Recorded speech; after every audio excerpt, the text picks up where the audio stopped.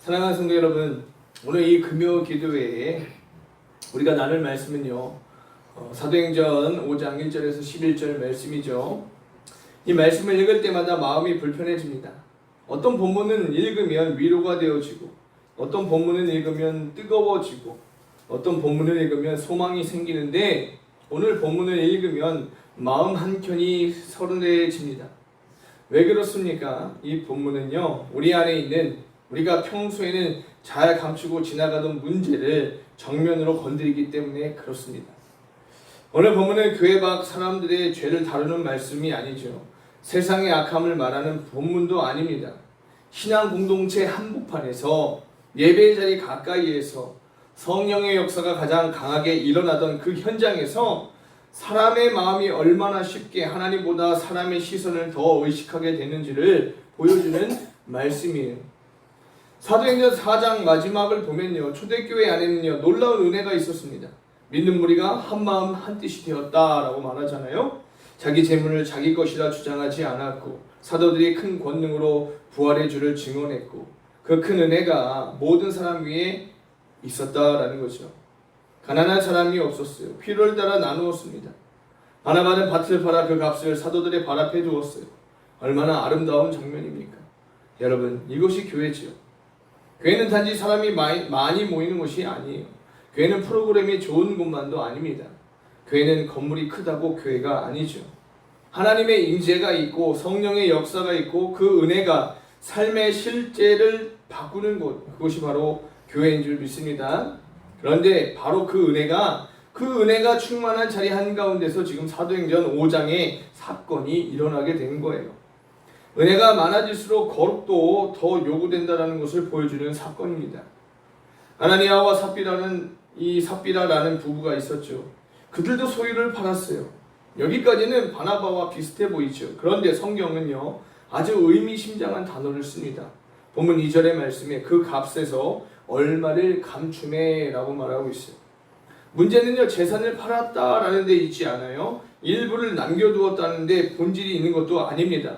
베드로가 분명히 말하죠. 본문 4절에 땅이 그대로 있을 때는 내 땅이 아니며 판회도 내 마음대로 할 수가 없더냐라고 말하고 있어요. 다시 말해서 하나님은 그들에게 전부 다 내라 이렇게 강요하지 않았어요. 전액 헌금이 구원의 조건도 아니었죠. 일부를 남겨두는 것 자체가 죄가 아니었어요. 그런데 왜 죽음이라는 무서운 심판이 임했느냐? 남겨둔 것보다도 더 큰 문제는요, 남겨두고도 다 드린 것처럼 꾸몄다는 데 있다는 거죠. 하나님 앞에서는 덜 드렸는데 사람 앞에서는 다 드린 척 했다는 거죠. 삶은 덜 헌신했는데 헌신한 사람처럼 보이기를 원했다는 거예요. 마음은 하나님보다 자신을 향해 있었는데 겉모습은 하나님만 사랑하는 사람처럼 보이기를 원했다는 거죠. 여러분, 이것이 바로 위선이다라는 거죠. 바리새인 같은 그 위선자들 아닙니까? 위선은 단순히 나쁜 이미지 관리가 아니에요. 위선은 영적인 문제다라는 거죠. 왜냐하면 위선은 사람 앞에서 꾸미는 행동 같지만 결국 하나님을 속일 수 있다고 착각하는 그런 마음이기 때문에 그렇다라는 겁니다. 겉으로는 사도들 앞에 돈을 가져다 놓았지만 실제로는 성령 앞에 거짓말하는 것이다라는 거죠. 그래서 베드로가 이렇게 말하는 거예요. 3절에 어찌하여 사탄이 내 마음에 가득하여 네가 성령을 속이고 라고 말합니까? 이 표현은 너무 무섭습니다. 한 사람의 내면이 사탄에게 점령된 것처럼 묘사되죠. 사탄이 어디를 파고들었습니까? 돈을 파고들었어요. 그러나 더 깊이 말하면요, 돈 자체보다 명예욕, 인정 중독, 영적 이미지에 대한 욕망을 파고들었다라는 거예요. 사랑하는 성도 여러분, 오늘 이 본문을요, 우리 현실에 붙여보아야 한다는 거예요. 우리는 옛날 사람들보다 더 쉽게 위선의 유혹에 노출된 시대에 살고 있다는 겁니다. 왜냐하면요, 우리는 보여주는 문화 속에 살고 있기 때문에 그렇다는 거예요. 오늘 사람들은 무엇을 먹는지도 보여줍니다. 그렇잖아요.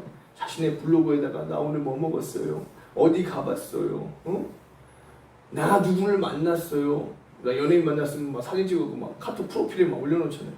내가 이 사람과 사진 찍었다고. 심지어 자기 선행도 보여줍니다. 내가 어디 이렇게 선한 일을 하고 했다고, 봉사활동 했다고. 섬김도 보여주고 봉사도 보여주고 슬픈 것도 올리고 눈물도 보이고 기도하는 모습도 보이고. 이 시대의 무서운 점은 진짜보다 보이는 진짜 같은 것이 더 큰 힘을 가지기 시작했다는 데 있다는 거죠. 실제로 거룩하지 않아도 거룩해 보이면 되고요. 실제로 하나님과 친밀하지 않아도 경건해 보이면 되고, 실제로 삶이 정직하지 않아도 말만 잘하면 되는 시대적 유혹 속에 우리가 살고 있다는 거예요. 그래서 오늘 본문은 단지 아나니아와 삽비라의 옛날 이야기가 아니라는 겁니다. 어쩌면 이것은 현대 교회를 향한 예리한 거울이다라는 거죠. 우리는 흥분 바구니 앞에서만 위선적인 것이 아니에요. 예배당 안에서만 그런 것도 아니죠. 우리는 기도 제목을 말할 때도 꾸밀 수 있고요. 봉사를 신청할 때도 꾸밀 수 있고, 나의 간증을 할 때도 꾸밀 수 있고요. 사람들 앞에서 내가 은혜 받았다라고 말하면서도 정작 은혜의 하나님과는 멀어질 수 있다는 것을 잊지 말아야 한다는 사실이에요. 더 무서운 것은요, 그렇게 시간이 지나면 남을 속이는 것을 넘어서 자기 자신까지 속이게 된다는 겁니다. 처음에는 조금 포장한 것이었는데 나중에는 포장된 나를 진짜 나라고 믿기 시작한다는 거죠. 이것이 영혼의 병입니다. 어떤 사람은요, 이런 본문을 읽으며 묻습니다. 아니, 하나님이 너무 심하신 거 아닙니까? 사랑의 하나님의 시라고 하면서 한 번 거짓말했다고 이렇게까지 하셔야 합니까? 라는 질문이 생길 수도 있잖아요. 그 질문은 충분히 할 수 있어요. 그런데 여러분, 우리가 이 질문할 때 조심을 해야 한다는 거죠. 우리는 너무 쉽게 하나님의 거룩을 사람의 감정 수준으로 끌어내리려 한다는 거죠. 성경은요, 하나님을 단지 따뜻하기만 한 분으로 말하지 않습니다. 하나님은 사랑이시지만 동시에 거룩하신 분이시죠. 하나님은 오래 참으시지만 동시에 이 죄를 가볍게 여기지 않으시는 분이시다라는 겁니다. 여러분, 십자가를 보십시오. 하나님이 죄를 얼마나 심각하게 여기시는지 가장 분명하게 드러난 곳이 어디입니까? 바로 십자가다라는 거죠. 여러분, 십자가 목걸이 달고 다니니까 그냥 가벼워 보입니까? 금으로 치장하고 다니고 귀에다 메고 다니고 걸고 다니면 좀 미화돼 갖고 이쁘네 뭐 그러고 다니까 그래요. 십자가 형틀에 우리가 실제로 한번 가서 보게 되면 어떻게 되겠어요? 얼마나 무시무시하겠습니까? 네? 하나님이 죄를 그냥 괜찮아 넘어가자라고 하실 수 있었다면 왜 독생자 예수 그리스도께서 그곳에서 피 흘려 죽으셔야 했겠습니까? 십자가는 하나님이 사랑이심을 보여주지만 동시에 죄가 얼마나 끔찍한지를 보여주고 있다는 사실입니다. 우리는 십자가의 사랑은 좋아하지만 십자가가 드러내는 죄의 심각성은 불편해한다는 것이죠. 그런데 복음은 둘 다 붙들어야 한다는 사실이에요.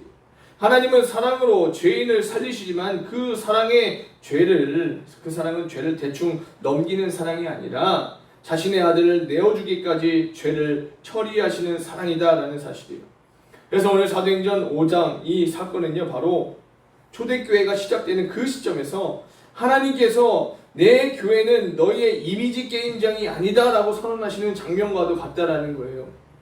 성령이 강하게 임하셨고 복음이 폭발적으로 전파되어지고 교회가 생명의 공동체로 서가는 그 중요한 시점에 하나님은 공동체 한가운데 거짓이 뿌리 내리는 것을 방치하지 않으셨다는 사실이에요. 왜냐하면요, 이 거짓은요, 교회를 안에서부터 무너뜨리기 때문에 그렇다는 거죠. 외부의 핍박은 교회를 더 강하게 만들 때가 있지만 내부의 위선은 교회를 병들게 만든다는 거죠. 믿음 없는 사람들이 모여서 믿음 있는 척하고 있으면 어떻게 되겠어요? 그냥 세속적 교회 되는 거죠. 목사라고 하는 분들이 유튜브 앞에 나와갖고 잘못된 큰 교회들이 잘못된 얘기 해갖고 지금 기독교인들의 얼마나 문매를 받고 있습니까? 그렇게 거룩한 것 같고 큰 교회에 있으면 그렇게 대단한 목사처럼 보이지만 결국에는 똑같은 목사예요. 똑같은 사람이에요. 여러분, 밖에서 돌을 던지는 것보다 이 안에서 거룩이 있는 것이 더 치명적일 수 있다는 거죠. 왜냐? 이 안에 있는 사람들을 다 부패하게 만드는 거예요. 밖에서 오는 걸 우리가 이렇게 거룩하게 지키려고 했으면 우리의 믿음은 더 성장하겠죠. 하지만 안에서 하나 병든 게 가장 중요한 것이 병들었기 때문에 나중에는 다 병들게 되어져 있죠. 성도 여러분, 교회가 무너질 때 꼭 이단이나 핍박 때문만이 무너지는 것이 아니라 교회는 거룩을 잃을 때 무너지는 줄 믿습니다. 진실성을 잃을 때 무너진다는 거죠. 하나님을 두려워하는 경외를 잃을 때 무너진다는 거죠. 예배가 습관이 되고 기도가 형식이 되고 헌신이 이미지가 되고 봉사가 자기 확장이 되는 순간 교회는 겉으로는 바쁘고 화려해도 속에서는 이미 무너지고 있다는 사실을 잊지 마시기를 바랍니다. 사도행전 5장은요, 교회가 성장하려면 먼저 정직해야 한다고 말하고 있는 거예요.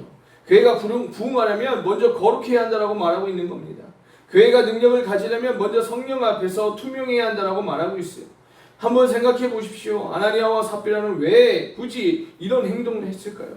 차라리 우리는 형평상 일부만 드립니다 라고 하면 아무 문제가 없었어요. 그런데 왜 다 드린 것처럼 했었을까? 그들의 마음 깊은 곳에는요, 하나님보다 사람의 박수를 더 받고 싶어하는 욕망이 있었기 때문에 그렇다는 거예요. 바나바가 칭찬받는 것을 보았잖아요. 안에서 시기가 나는 거예요. 아, 저들의 인정. 응? 그들에게는 그게 심했던 거죠. 그 사람들의 시선이 바나바에게 모이는 것을 보았어요. 초대교회 공동체 안에서 와, 저 사람 대단하다, 대단한 믿음이다 하는 분위기를 느꼈을 겁니다. 그리고 그들도 그 자리에 서고 싶었던 거죠. 여러분, 죄는 이렇게 시작하는 거예요. 아주 노골적으로 악으로만 시작되지 않는다는 거죠.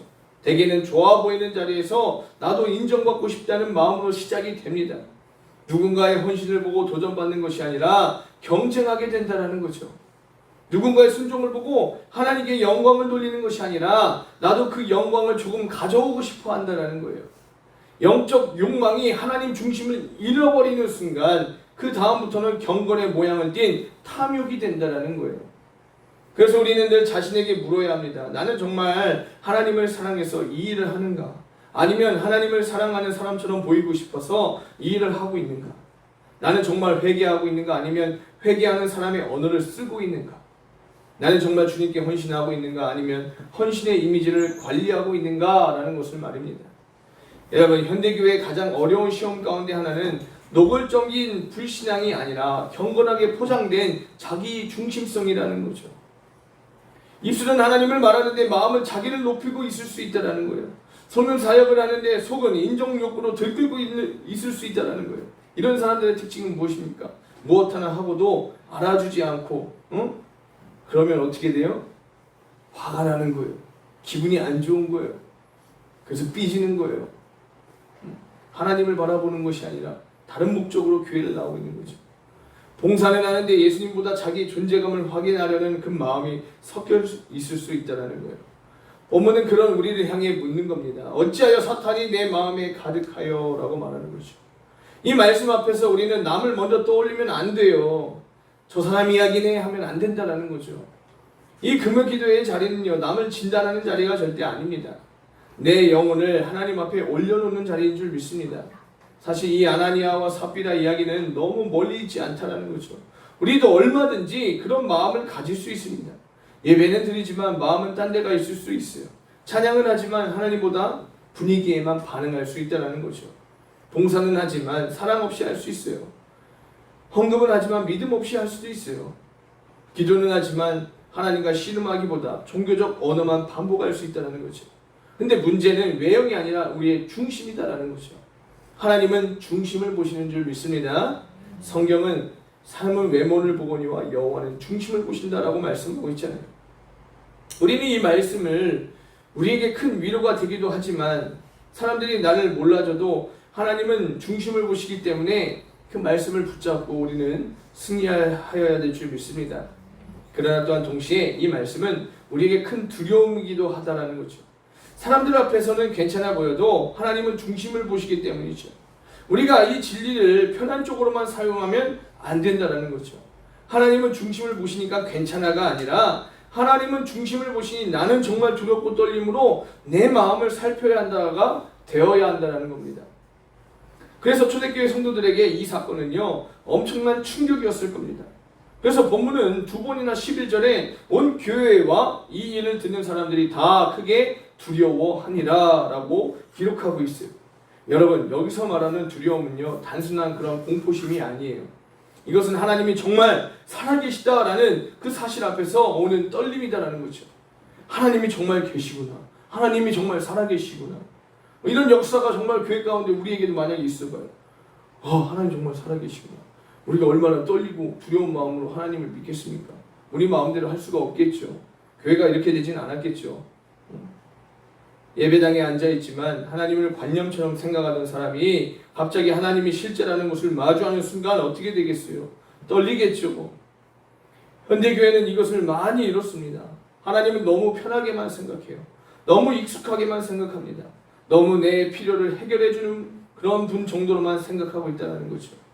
물론 하나님은 우리 아버지십니다. 은혜로 우리를 품으시는 분이시죠. 그러나 동시에 하나님은 거룩하신 왕이시다라는 거예요. 경외가 없는 친밀함은요, 값싼 신앙이 되고요, 거룩을 잃은 은혜는 자기 합리화가 된다는 거예요.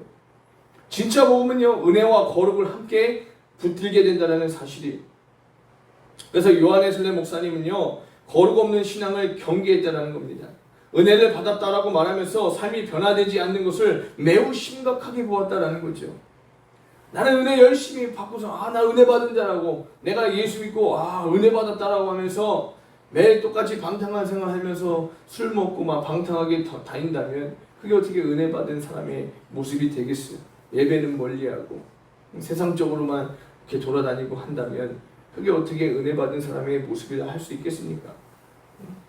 또한 스펄전 목사님은요, 설교할 때마다 결국 그리스도께로 몰고 갔어요. 왜냐하면요, 인간 안에는 스스로 자기를 정결하게 할 능력이 없기 때문에 예수 그리스도께로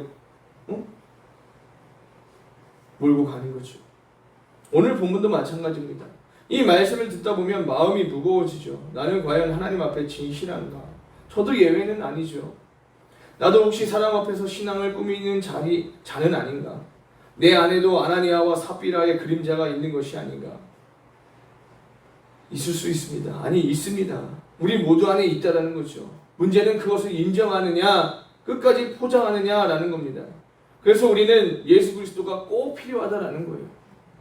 이 본문은 단순히 거짓말하면 벌 받는다라는 윤리 교육이 아니에요. 이 본문은 우리를 복음 앞으로 더 데려간다라는 거죠. 왜냐하면 우리는 모두 어느 정도는 거짓된 사람이기 때문에 그래요. 사람마다 방식은 다르지만 다들 자기를 포장하며 살아가고 있어요. 어떤 사람은요, 강한 척하고, 어떤 사람은 거룩한 척하고, 어떤 사람은 괜찮은 척합니다. 어떤 사람은 헌신적인 척하고, 어떤 사람은 상처 없는 척합니다. 또 어떤 사람은 믿음 좋은 척합니다. 인간은 죄 아래서 끊임없이 자기를 꾸민다라는 거죠. 여러분, 에덴 동산에서 아담과 하와가 범죄를 한 뒤에 제일 먼저 한 일이 무엇입니까? 무화과 나무 잎으로 자신을 가린 것 아닙니까? 자기가 부끄러우니까 자신을 가려요. 자기의 흉을 가리는 거죠. 부끄러움을 가리는 거죠. 죄는 늘 숨게 만들고 포장하게 만들고 가리게 만든다는 거죠. 그런데 복음은 무엇입니까? 복음은 우리가 더 잘 꾸며서 하나님께 가는 길이 아니에요.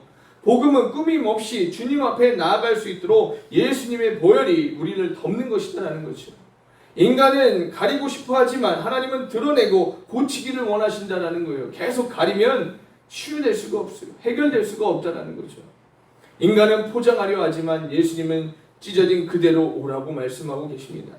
그래서 오늘 밤 우리가 해야 할 것은 나는 아나니아처럼 살지 않겠습니다 라는 어떤 도덕적 결심만이 아니라 그것만으로는 부족합니다. 우리는 더 깊이 가야 합니다. 주님, 내 안에 있는 거짓을 드러내 주십시오.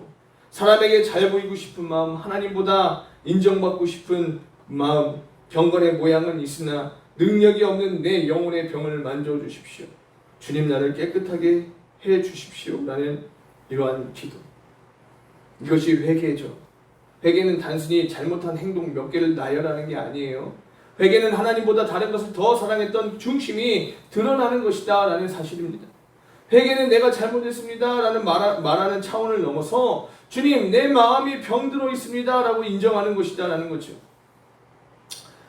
어느 한 청년이 있었어요. 그는 교회에서 굉장히 성실한 사람처럼 보였습니다. 늘 일찍 와서 봉사를 하고 예배팀을 돕고 청소도 돕고 사람들과 아주 그냥 너무너무 잘 지냈어요. 그런데 어느 날 깊은 상담 중에 그 청년이 울면서 이런 말을 했대요. 목사님, 사실 저는 하나님이 좋아서 여기 있는 게 아니라 여기서라도 인정받지 못하면 제가 너무 초라해지는 것 같아서 버티고 있었어요. 이렇게 말했다는 거 아닙니까? 그 말이 참 아프게 들렸어요. 겉으로 보면 그는 충성된 봉사자였어요. 정말 누가 봐도 믿음 좋은 청년이었고, 그러나 속에는 하나님이 아니라 그 인정 욕구에 목말라 있었다는 것이죠. 교회에 이런 사람들 꽤 있습니다. 여러분, 이것이 남 이야기입니까? 아니라는 거죠. 우리도 그렇다는 거예요. 직장에서 인정받지 못하면 집에서라도 인정받고 싶고, 세상에서 만족을 못 얻으면 교회 안에서도 존재감을 확인하고 싶고, 상처가 큰 사람일수록 경건이라는 옷으로 자기를 보호하고 싶을 때가 있다는 거죠. 그런데 문제는 하나님은요, 우리를 그런 방식으로 살리지 않는다는 겁니다. 하나님은 우리가 포장으로 버티게 하지 않으신다는 거죠. 오히려 그 포장을 벗겨지는 고통 속에서 진짜 생명을 주신다는 사실을 믿으시길 바랍니다. 그래서 이 아나니아와 삽비라가 겪은 이 비극은 단지 심판의 비극이 아니라 끝까지 진실로 돌아오지 않은 영혼의 비극이다라는 거죠. 그들은 기회가 있었어요. 베드로가 물었을 때 고백할 수 있었습니다. 그렇습니다. 저희 욕심냈습니다. 사람들의 칭찬받고 싶었습니다. 용서해 주세요. 그렇게 엎드렸다면 이야기는 달라졌을지도 모르겠어요. 그런데 죄는 회개를 싫어합니다. 죄는 끝까지 자기를 정당화하고 싶어 해요. 하나님, 이것만은 나 하나님 앞에 내려놓지 못하겠어요. 끝까지 붙들고 있는 자기만의 무언가가 있다는 거죠. 저도 그랬습니다. 이거 내려놓으면 내가 없어지는 것 같아요. 근데 그거 내려놓을 때 달라진다는 거죠. 인생이 달라지고 신앙이 달라지고 다르게 눈이 다르게 되어진다는 거예요. 보이는 것이 다르게 보인다는 거죠. 그래서 우리는 순간순간 돌이켜야 합니다. 죄는 커진 다음에만 위험한 것이 아니라 작은 것을 방치하면 큰 무감각이 된다는 거죠. 작은 포장을 허용하면 영혼 전체가 위선의 체질이 된다는 거예요. 처음에는 마음이 찔렸는데 반복하면 나중에는 아무렇지 않게 되어져요. 이것이 죄의 무서움이다라는 거죠. 죄는 처음에는 떨리게 만들지만 나중에는 무지게 만든다라는 겁니다. 오늘 한국교회와 우리 시대가 꼭 들어야 할 말씀이 여기 있어요. 우리는 점점 진실보다 연출을 더 잘하는 시대를 살고 있어요. 정치도 그렇고 미디어도 그렇고 관계도 그렇고 신앙도 그럴 위험이 있다는 거죠. 사람들은 사실보다 프레임을 소비합니다. 실체보다 이미지를 따라간다는 거죠.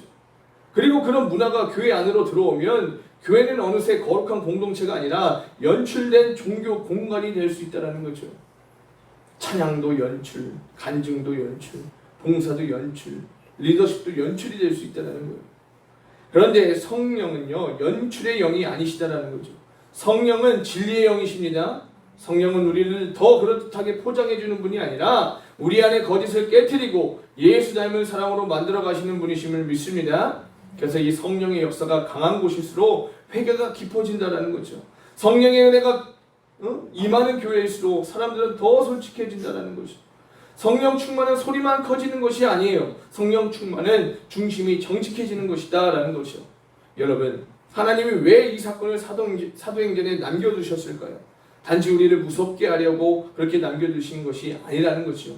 교회를 살리려고 남겨두신 것입니다. 가정을 살리려고 남겨두신 것이고 우리의 영혼을 살리려고 남겨두신 줄 믿으시길 바랍니다.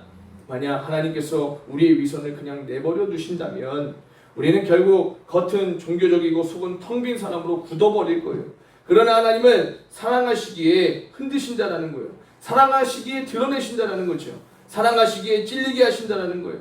사랑하시기에 오늘 밤 이 말씀을 듣게 하시는 것임을 믿습니다. 혹시 여러분 가운데 이런 분이 있을 수 있어요. 나는 이미 너무 오래 위선적으로 살아왔어. 이제 와서 진실하게 나아간다고 뭐가 달라지겠는가 이렇게 생각할 수도 있어요. 사랑하는 성도 여러분, 복음은 바로 그런 사람을 위한 겁니다. 베드로를 보십시오. 그는 주님을 3번 부인했잖아요. 사람들 앞에서 예수님과 상관없다라고 말했어요. 얼마나 무서운 배신입니까? 그런데 그 예수님은 베드로를 버리지 않으셨어요. 부활하신 주님은 베드로를 찾아오셨고 다시 사랑으로 물으셨고 다시 사명을 맡기셨고 그 베드로를 붙들어 주셨다는 사실이에요. 이것이 복음인 줄 믿습니다. 이 아나니아와 삽비라의 본문이 우리를 두렵게 하지만 동시에 그 두려움 끝에서 우리를 그리스도께 몰아갑니다. 주님, 나는 나를 구원할 수 없습니다. 나를 깨끗하게 하실 수 있는 분은 예수님밖에 없습니다. 이 자리에 그 고백이 일어나야 될 줄 믿습니다. 그래 오늘 밤 중요한 것은 체면이 아니죠. 중요한 것은 정직이에요. 우리는 하나님 앞에 체면으로 서는 존재가 절대 아닙니다. 은혜로 서는 존재임을 믿습니다. 꾸밈으로 서는 존재가 아니라 예수님의 보혈로 서는 존재인 줄 믿습니다. 여러분 차라리 울면서 저는 지금 믿음 좋은 척하고 있습니다라고 고백하는 사람이 소망이 있다는 거죠. 주님, 저는 사람 눈치를 너무 봅니다. 주님, 저는 봉사하면서도 자꾸 인정받고 싶어요. 주님, 저는 드린 척하지만 실제는 개선하고 있습니다. 여러분, 오늘 본문인 부부인 아나니와 삽비라와 함께 무너졌다는 사실이 중요합니다. 혼자 죄를 짓는 것이 아니라 함께 죄의 공모자가 될 수 있다는 거죠. 부부가 함께 하나님을 더 사랑하면 가정이 살죠. 그러나 부부가 함께 사람 눈치를 보면 가정도 영적으로 병들 수 있어요. 가정 안에서도 이런 일이 일어날 수 있어요. 남편과 아내가 함께 체면을 지키려고, 문제를 감추려고, 믿음 좋은 가정처럼 보이려고 자녀들 앞에서나 교회 앞에서 어떤 평안한 척 하지만 실제로는 기도가 없고 말씀 앞에 무너지지 않는다면 그 가정은 조용히 영적 생명을 잃어갈 수 있다는 사실을 잊지 마시기를 바랍니다. 여러분, 우리가 오늘 말씀을 통해서 정말로 우리를 가장 아프게 찌르는 지점이 이 말씀일 수도 있어요. 나는 하나님을 속일 수 있다고 생각하지는 않지만 실제 삶에서 마치 하나님이 다 보지 않으시는 것처럼 행동하고 있지 않은가, 이렇게 생각할 수 있다는 거죠. 이것이 우리의 모순입니다. 여러분, 우리가 다시 살려면 어떤 화려한 장치보다 거룩이 필요한 줄 믿습니다. 더 많은 활동보다 진실성이 필요한 줄 믿습니다. 더 그럴듯한 말보다 회개가 필요한 줄 믿습니다. 지금에야 우리가 가장 필요한 것이 회개죠. 회개. 주님께로 돌아가겠습니다 라는 이 회개가 저와 여러분 가운데 있기를 주의 이름으로 간절히 축원합니다. 여러분, 마지막으로 기억하십시오. 하나님은 우리의 전부를 당장 완벽하게 요구하는 분이 아니세요. 그러나 하나님은 우리의 중심이 진실하기를 원하시는 줄 믿습니다. 그렇듯 우리의 하나님은 정직한 연약함을 받으신다는 거죠. 그러나 거짓된 헌신은 받지 않으십니다. 적은 힘이라도 진실하게 드리면 받으신다는 거죠. 작은 순종이라도 중심으로 드리면 받으신다는 거예요. 눈물 섞인 회개를 받으십니다. 무너진 마음을 받으시고, 그러니 오늘 밤 다 가진 척하지 말고, 다 드린 척하지 말고, 괜찮은 척하지 말고 있는 모습 그대로 주님 앞에 나아갈 수 있기를 주의 이름으로 간절히 축원합니다.